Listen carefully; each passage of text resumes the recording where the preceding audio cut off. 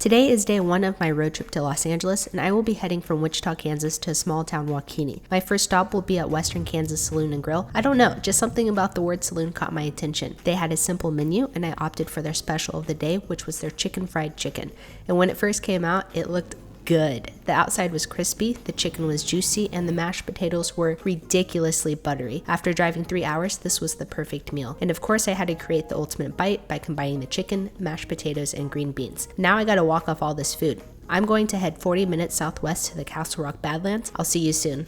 After the delicious meal from the saloon, I'm heading to Castle Rock Badlands to eat some spicy chips. So on this road trip, I want to make a lot of stops at landmarks I've never been to. I did a lot of research beforehand to scope out some places. The road to these Badlands are a bit rough, but not too bad. Even though it was hot as heck, the view is gorgeous. As you enter, if you head to the left, it takes you straight to the monument, and if you go to the right, you reach the Badlands. I went to the right first and got to a point where I got out and shot some footage, but then I got back into my car and went down the steep hill. And I sat there for a while and wondered if I should keep going because the road was pretty bad. I said, nah, it wasn't worth it because I'm not going to get stuck out in the middle of nowhere on my first stop on my road trip to LA. That would be embarrassing. So I pieced out and headed towards the monument. Apparently the shortest spire here used to be the tallest one, but it fell after a thunderstorm in 2001. It may not look that tall from these videos, but standing next to it made me feel insignificant. Anyway, I picked up these spicy chips while I was at the Asian grocery store a while back. I think they're the same flavor as the hot chicken spicy noodles. They were nice and crunchy, and I was thrown off by how sweet they were. And they weren't spicy at all. Overall, a really good snack though. Afterwards, I drove up to the cliffs and got a nice view of everything. This was a cool spot, and I'm glad I got to experience it.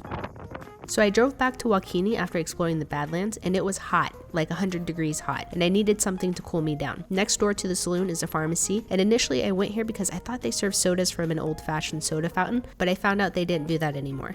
But I still got to try a bunch of refreshing drinks. I tried a Green River soda, which was really sweet. Then I tried their cream soda, but what I really wanted was their ice cream float. I don't get these a lot, but whenever I do, it's a treat. So while I was there, the employees were talking to me the entire time about the history of the store. They make all their syrups in-house, and they just seem like good people. Then I got a drink to go because why not? So for the first night of my road trip, I decided to bless it with eating ramen in my hotel. I don't know, it just felt right. For good luck or whatever. I'm finally trying the ramen I picked up in Seattle. It's the Momosan noodles. It comes with a soup packet and liquid seasoning packet that you're supposed to mix together in a bowl. Then I cooked the noodles for a few minutes. Already you can tell that these noodles are different from instant ramen, and that's probably because they're not fried. Then you add some boiling water to the seasoning mix and add the noodles. Okay, this ramen is legit. The broth was flavorful, the noodles were springy with a hint of chewiness. I'm only sad that I didn't have an egg or veggies to add to it, but still the noodles stood well on their own. I'm glad I picked up 2 of these. One thing I have to do while traveling and eating so much food is working out. It gives me an excuse to get up early since I want to beat the morning crowd as well. I'm also going to be rating my hotel breakfast each morning on this trip on a scale of 1 through 10. Even though I don't typically eat breakfast, my parents would be very disappointed in me if I skipped out on a free breakfast at a hotel. I'm just getting flashbacks to being a kid and having my parents rush us to breakfast so we don't miss it. I got some eggs, sausages, biscuits, and gravy, contemplated the waffles, but I said nah. Definitely have to have coffee, and you gotta admit it doesn't look that bad. The eggs were a little mushy, but I've seen worse. Potatoes were good. They had almost like an overripe apple texture. Sausages were savory and salty, and then I added salsa to my eggs. I didn't start doing this until college when I saw some friends try it. I was like, what is this sorcery? Because it's actually really good. Also, when do these little sriracha packages exist? This is awesome. You know, I'd rate this breakfast a 4 out of 10. The food was edible and it did the job. I'm going to give them an extra point for providing sriracha packets because that's legit. So solid 5 out of 10. And the coffee was decent too. Today is day 2 of my road trip to Los Angeles, and I'm heading to Denver. But on the way there, I'm stopping in Goodland, Kansas to visit the world's largest easel and to try mango cream sandwiches. Sitting on the easel is a reproduction of Van Gogh's 3 Sunflowers in a Vase. This thing is big, it's 80 feet tall, and it was painted by artist Cameron Cross. Since I was looking at a painting of sunflowers, I thought it would be fitting to finally try the sunflower crackers that Janelle sent me back in May. These are the mango flavored ones. Right when I took a bite into it, I felt like I got punched by a strong flavor of the mango. And it was a good punch. These things were way too easy to eat. Alrighty, goodbye world's largest easel, you were pretty cool. I drove 3 hours from Goodland, Kansas to Denver, Colorado, and one of my friends highly recommended a restaurant called Woody's Wings and Things. I automatically assumed it was a wing shop, but they actually serve Thai, Cambodian, Laos, and Chinese cuisine. Their menu is pretty overwhelming. There were a lot of items and it took me a while to figure out what to order, but my stomach was growling at this point because the pictures looked amazing. I got their Chinese broccoli with oyster sauce, pork and chicken garlic Thai style, spicy beef lob Laos style, which is served raw, and Vietnamese egg rolls. So this is the type of food that I love and that I enjoy sharing sharing with others. I wish I had reached out to some Denver foodies ahead of time to meet up, but it's all good. At least I got to enjoy the food. It reminds me so much of just eating a good meal with my family. The beef lob was very bitter, and they warned me ahead of time that it would be. I'm still trying to figure out what herb causes bitterness. I still really liked it though. The egg rolls were nice and crispy, the fish sauce was delicious, everything was just on point. If you're ever in Denver, please check this place out. I'll put their info in the description box. I just knew that I was going to be eating good at the hotel later with these leftovers. I woke up in Denver at 6 a.m., which to me is too early, but with the 1 hour time change, it wasn't too bad. No one was in the gym at that time, and I was very impressed with the machine options. So the breakfast offered here was a grab and go. There were different muffins and drink types for each one. I didn't see any coffee, so I made some back in my room. I also want to say that my rating system is totally subjective. Honestly, I'm figuring out my taste as I go too, since I don't typically eat breakfast.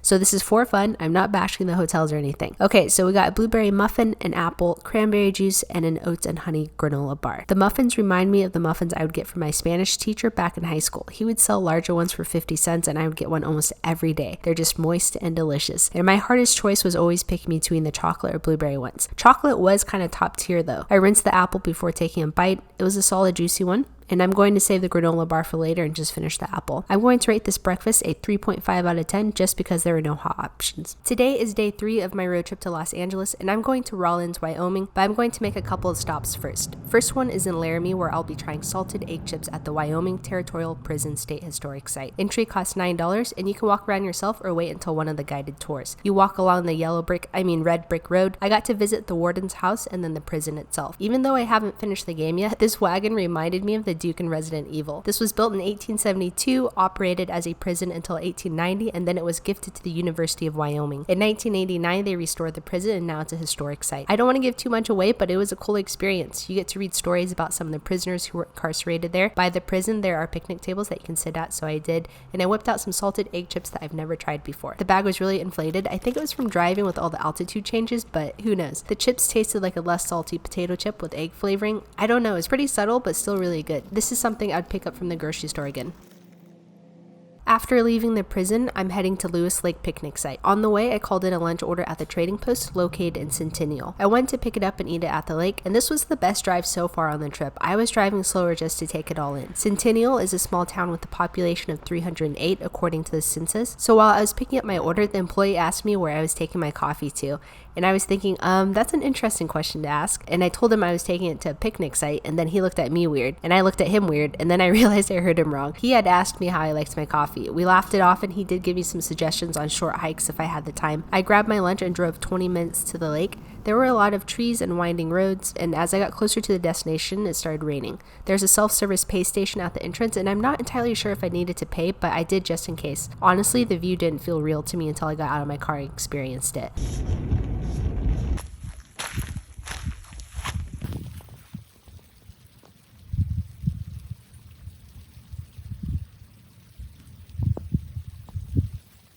I went to eat outside, but I didn't want my food to get soggy, so I ate in my car. I ordered a grilled lime chicken sandwich and golden prairie bread. The bread was nice and sweet, and at first I thought there were sunflower seeds in them, but they looked too big to be sunflower seeds. If you know what these are, please let me know. I cut into the sandwich to see what was in it, and there were green chilies. This was a dang good sandwich. I never thought that green chilies with lime on chicken would work, but holy smokes, it was good. The right amount of saltiness with the chilies. This is something I definitely need to try and recreate back at home, and hopefully not mess it up. After lunch, I drove an hour and a half to Rollins to try the best steak in Wyoming. At least that's what they advertise on the side of their building. The restaurant is in a Victorian house, and on their menu you can find steak, seafood, lamb, and some other things. I ordered their filet mignon with asparagus, and it came with their soup of the day, which was clam chowder. I love clam chowder, and this one definitely hit the spot. I ordered the steak medium rare, and when it came out, it looked good. When I cut into it, it was a little bit more on the rare side, but that's perfectly fine with me.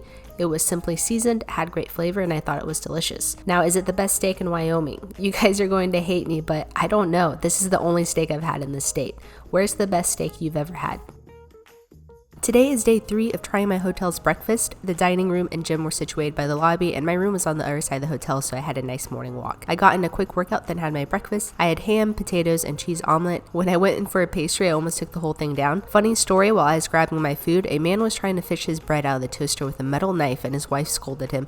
"Are you crazy? Are you trying to die?" And basically, you know who makes the toast in their house. So the cheese omelet is my favorite breakfast item so far on my trip. It was such a simple combo, but worked really well. Then I added some salsa, and boom, that unlocked the next level. The ham was good. It was really fatty, so I added some salsa to help cut it. I ended the meal alternating between bites of the cherry pastry and drinks of my coffee. I'm going to rate this breakfast a solid 6 out of 10. Today is day 4 of my road trip to Los Angeles, and I'm heading to Salt Lake City. I'm going to be honest, my stop in between is highly influenced by Red Dead Redemption 2. When I saw Stagecoach Station, I was like, yep, I need to stop there and have a snack. It's just a few minutes off the highway, so a Stagecoach Station is where people used to stop at to replace their horses on their journey. Kind of like a gas station where you refuel, but instead you get fresh horses for your trip. And I'm reading this part from the Wyoming history website. Link is in the description if you want to learn more about this stop. The last person to live at the stage station was Jim McKee. At one time supposedly a member of the Hole in the Wall gang. McKee is thought to have spent most of his time looking for a cache of hidden loot from one of Butch Cassidy's robberies. I thought that was pretty cool. So the snack I have is Miang Kham potato chips. I texted my friend how to pronounce it and his reaction made me laugh. This bag was also really inflated like the salted egg one, so I couldn't open them the normal way. And if I had to rate potato chips, this would get a solid 10 out of 10 from me. Salty, sweet, tangy, savory, it just hit all the notes. And I've had Miang Kham from a Thai restaurant before. Somehow they were able to pack the flavors into this chip.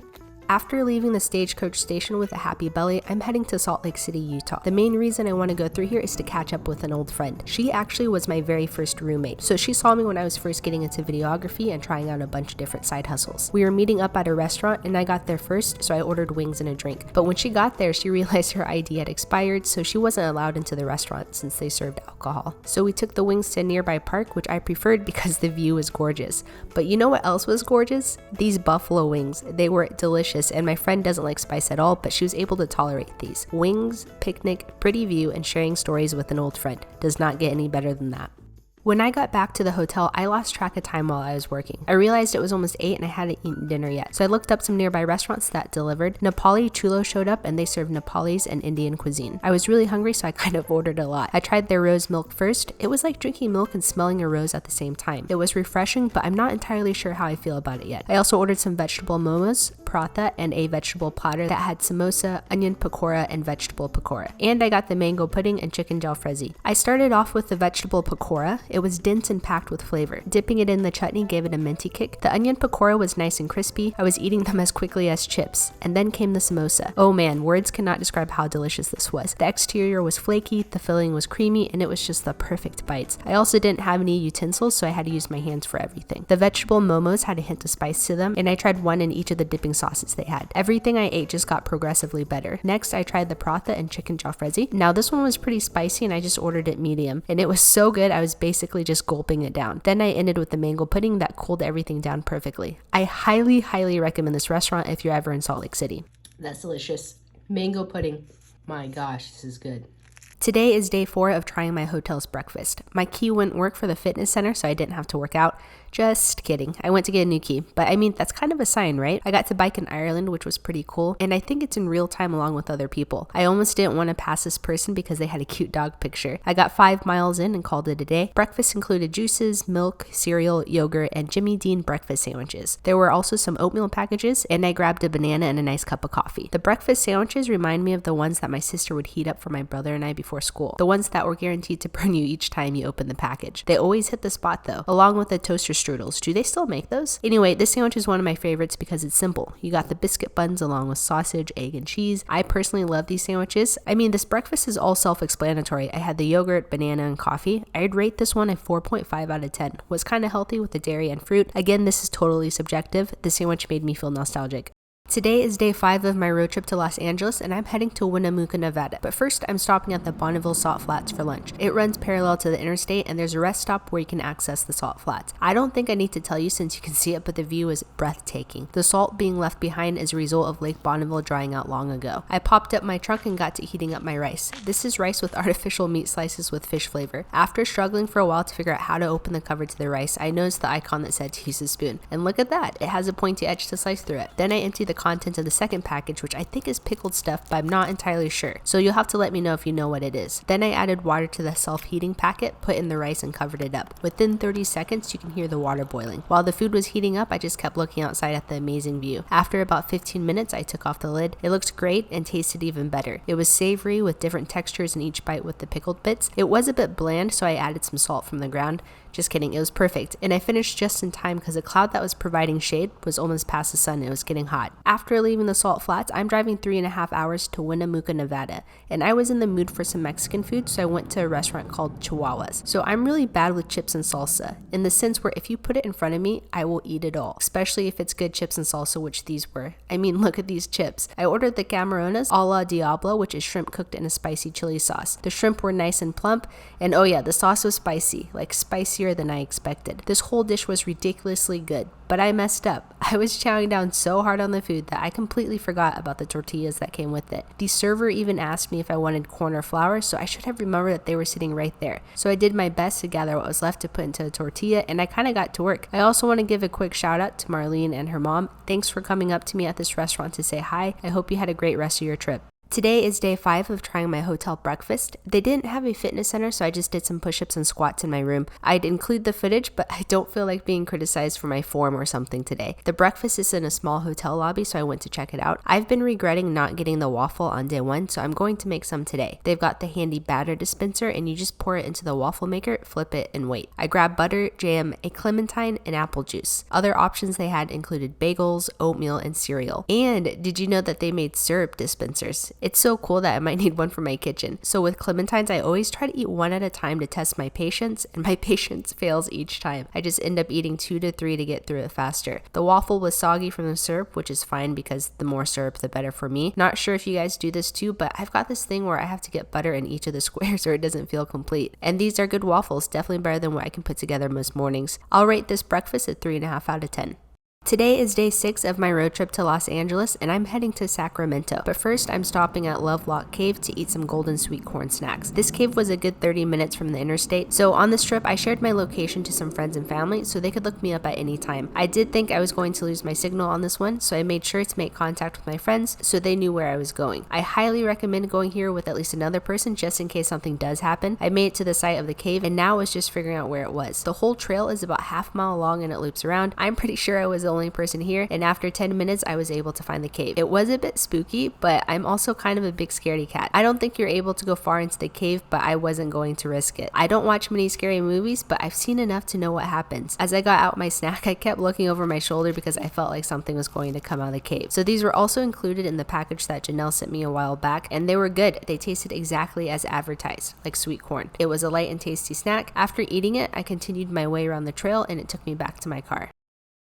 After leaving Lovelock Cave, I drove 4 hours to Sacramento, California. I have finally made it to the Golden State after 6 days. It was definitely a change of scenery with all the trees and of course hitting traffic in California. And for dinner, I'm heading to Queen Sheba Ethiopian cuisine. They had a few Ethiopian beer options, which I have never tried before, so I got the walia and it was nice and light. Then I ordered their spicy combo platter for one. It had awaze chicken and beef and spicy lentils, all served on top of injera with some on the side. I also got a side of potatoes and carrots, which is cooked in garlic, ginger, onion, and turmeric. I tried the injera by itself first and was pleasantly surprised by the tangy sour note. I wasn't expecting that at all. It's almost like a sourdough bread, and somehow it was light and dense at the same time. I tried the lentils and they were good, but they were spicy, so I went for the potatoes and carrots so they could protect my stomach. Then I went for the chicken, and oh man, these were good. The meat was juicy and the flavors just burst in my mouth. It all had a unique spice to it. It wasn't overwhelming, just the right amount to get it tingling on my tongue. And everything was delicious, but my favorite would have to be the beef. I can't believe it's taking me this long to try Ethiopian food.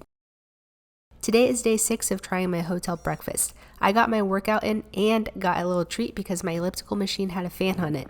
Then I almost broke my arm because I grabbed too heavy of a weight. Okay, that's a bit of an exaggeration, but still I was a little ambitious in the weight I picked. For breakfast, I opted for scrambled eggs, sausages, a green apple, bagel with cream cheese, and coffee. After almost destroying my bagel, I was able to split it and add the cream cheese. If I were at home, I probably would have toasted these, although I like them either way. Eating this reminded me of a short period in my life when I ate bagels and cream cheese almost every day as a snack. Those were some good times. So for the eggs, I forgot to grab salsa or ketchup or salt and pepper, so I ate it along with bites of sausage so I could get the salty kick. I'm going to save the green apple for later. Coffee was good. It even had a mustache on it. I rate this breakfast a 4.5 out of 10. Today is day 7 of my my road trip to California, and I'm heading to Oakland to meet with my friend Randy Lau for some dim sum. I haven't had dim sum in almost 2 years, so I was wondering if the experience was the same. Unfortunately, it took me a while to get there because last night I turned on avoid highways on my Google Maps so that I could explore Sacramento a bit more as I drove back to my hotel. It kept the settings and I forgot about it for some of my drive. Good news is that I got to drive through some awesome scenery, so one of the changes that the restaurant made is that there were way less carts being pushed around. I think the only one I saw were the dessert ones. Everything else you order through a tablet and then they bring it out to you. I had Randy choose everything, but I made sure he added chicken feet to the order. I could not go to dim sum without ordering it. By the way, some of you may already know of Randy's channel that he has with his family Made with Lau, but he shares his dad's recipes through cinematic storytelling. His whole channel is good vibes and it's completely wholesome. Definitely check it out if you can. We got shrimp dumplings, steamed rice noodle rolls, shrimp and cilantro dumplings, and siu mai. Everything was delicious and Randy and I were able to catch up over good food.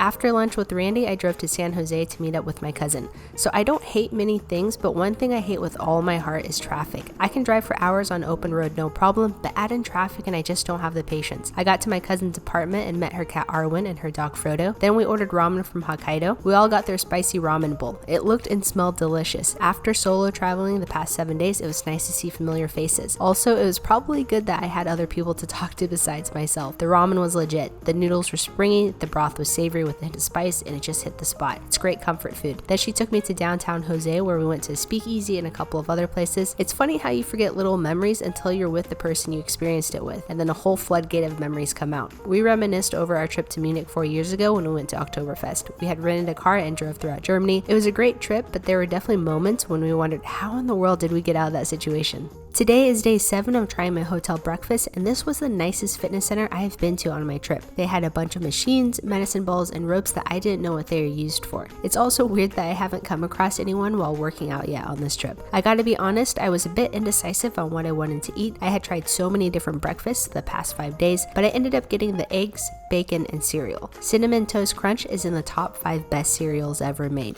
Don't at me. Actually, go ahead. I want to see your opinions. Remember how I found sriracha packets on the first day? This time I found Tapatio packets. Also, I don't know why, but I mostly go for apple juice if it's an option. I don't remember the last time I've had cereal, so this is a real treat. Sugar-loaded breakfast, let's do it. Basically my present for surviving the cave from the other day. Next, I added the Tapatio to my eggs. I probably should have tried the eggs before adding the hot sauce. Each bite was just tasting the Tapatio, but that's fine. The bacon looked interesting. It held its shape, which was very impressive, and when I took a bite into it, it actually was crunchy. Very pleasantly surprised by the taste. I went from sugary to spicy to savory and salty, and then finished it all with apple juice and coffee. Overall, not a bad meal at all. I rated a 5.5 out of 10. Today is day 8 of my road trip to Los Angeles, and this is it. I'm going to make it there today. An hour outside of San Jose, I noticed a fruit stand that I had to turn back for. They had a bunch of different fruits, nuts, snacks, and candy. Hot sauces, spices, eggs, cantaloupe, watermelon, but what caught my attention the most were the avocados, strawberries, and cherries. I grabbed some of each for the road, and then as I was checking out, I noticed Takis lollipops that I had to pick up.